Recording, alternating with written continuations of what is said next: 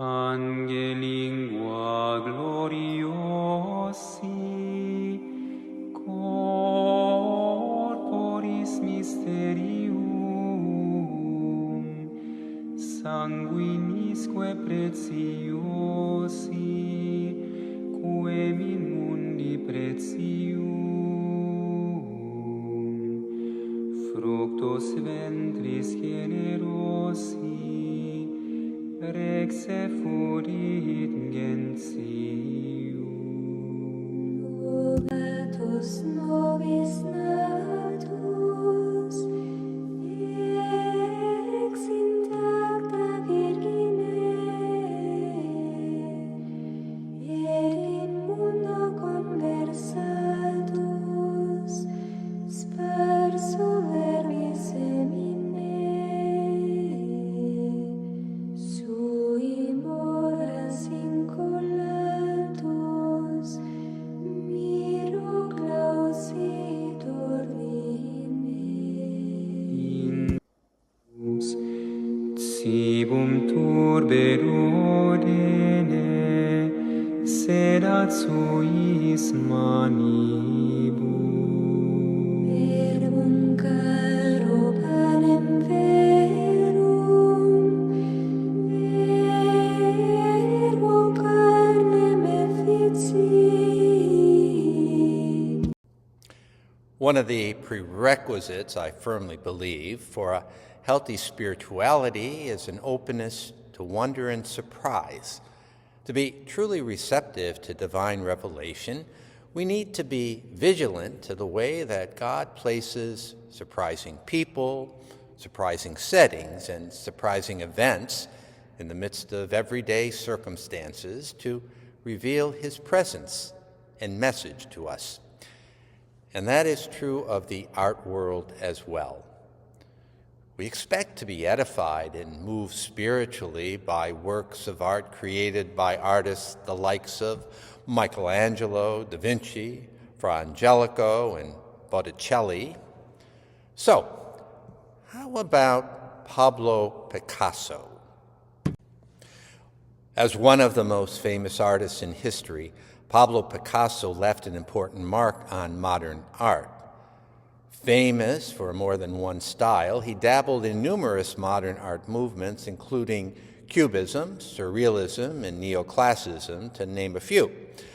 And while we may have a preconceived idea of what Picasso's art looks like, a glimpse at his teenage years shows something completely different. Supreme nocte cene, recumbens cum fratribus,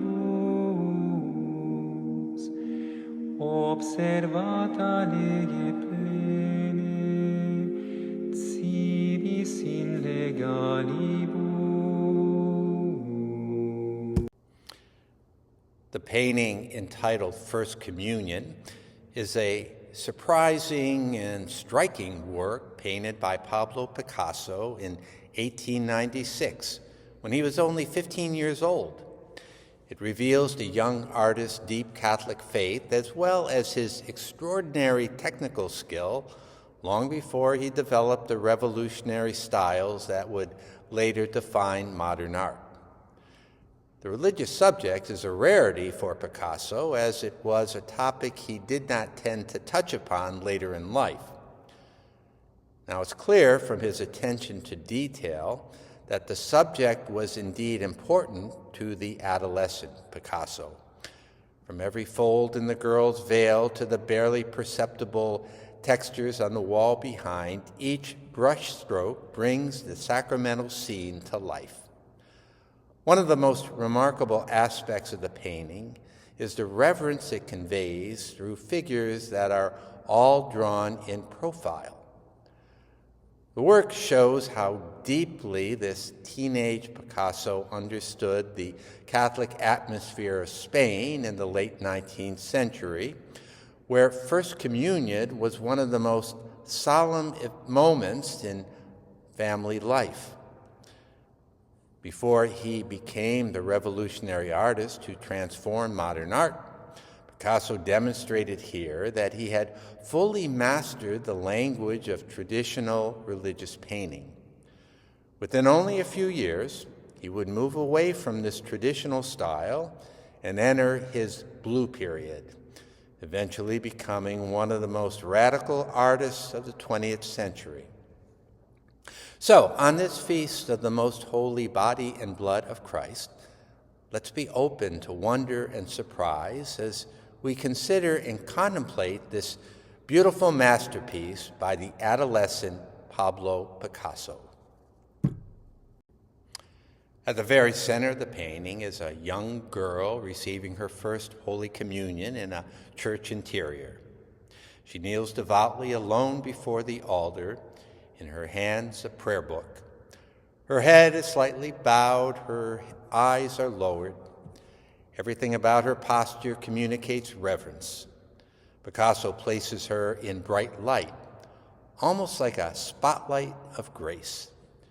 Before receiving the Eucharist, the Church teaches us to come as this child comes, quiet, humble, aware that we are standing before something infinitely greater than ourselves. This painting vividly depicts the importance of Catholic ritual in Spanish culture, but it also reminds us that First Communion is not merely a ceremony, but a moment of encounter with Christ. In most religious paintings, the subject looks outward toward us, but not here. The girl's eyes are completely lowered, absorbed in prayer.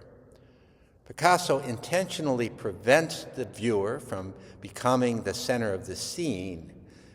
Instead, the girl's attention is directed beyond the frame, toward the altar and toward God. The girl does not look at us because this moment is not about us.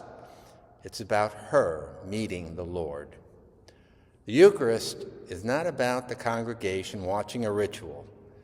It is about a soul turning completely toward Christ. So the girl does not look at us because this moment is not about us. It's about her meeting the Lord. Behind her stand two figures, a man, presumably either the girl's father or godfather, solemn and protective. Picasso's own father, Jose Ruiz Blasco, was the model for the figure. And a woman, likely modeled on a family acquaintance or perhaps even Picasso's own mother. The figures are dressed formally in black, emphasizing the gravity and the sacredness of the sacrament. They don't dominate the scene, they stand slightly back, almost in silent witness.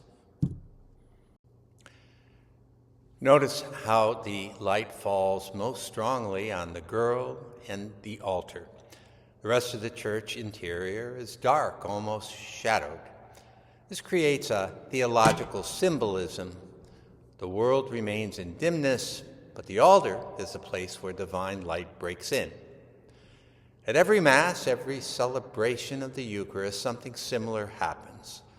The world outside continues with all of its anxieties and troubles, but here at the altar, during the celebration of the Mass, heaven quietly touches earth. Another source of light in the painting is the candle on the altar, quietly reminding us that this moment is not merely symbolic. The Eucharist is the real presence of Christ. If you look carefully at the geometry of the scene, the altar rises above the kneeling girl. This creates a subtle vertical movement in the composition. The girl kneels low, the altar stands higher, the candle rises even further upward. This arrangement visually suggests ascent towards God. Christ comes down to us in the sacrament of the Eucharist, and yet we are also drawn upward toward Him. Perhaps the most striking thing about the painting is its stillness. Nothing dramatic is happening, no movement, no congregation, no spectacle. Even the figure of the priest is absent because the focus is on the young girl's quiet prayer.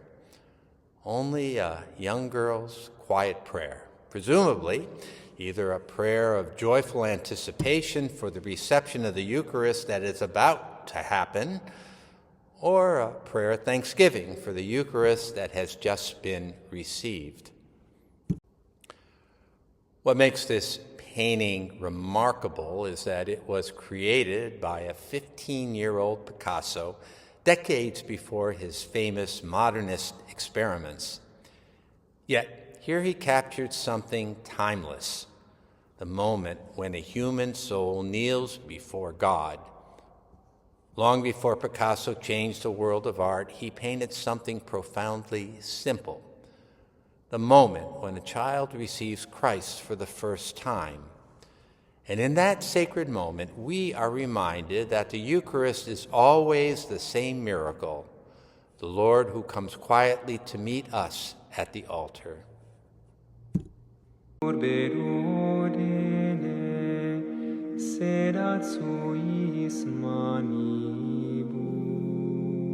Verbum caro panem verum, ergo carnem efficit,